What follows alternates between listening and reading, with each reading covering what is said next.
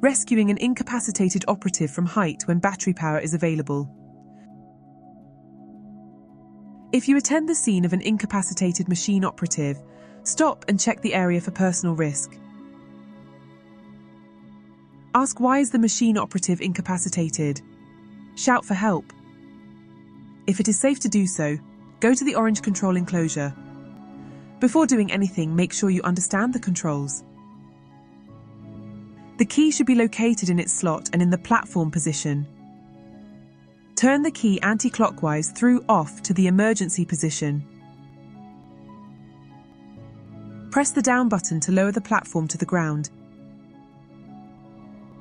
Reassess the risk, await assistance, and then remove the incapacitated operative from the platform.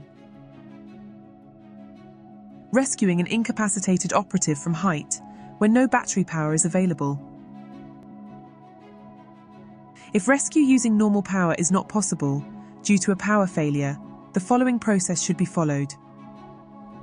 In this instance, the only way to lower the platform is using a manual process. Isolate the machine by pressing the emergency stop button. Loosen the locking screws and remove the control enclosure cover. On top of the hydraulic pump, you will see a red valve, which you should twist and pull up to lock in the out position.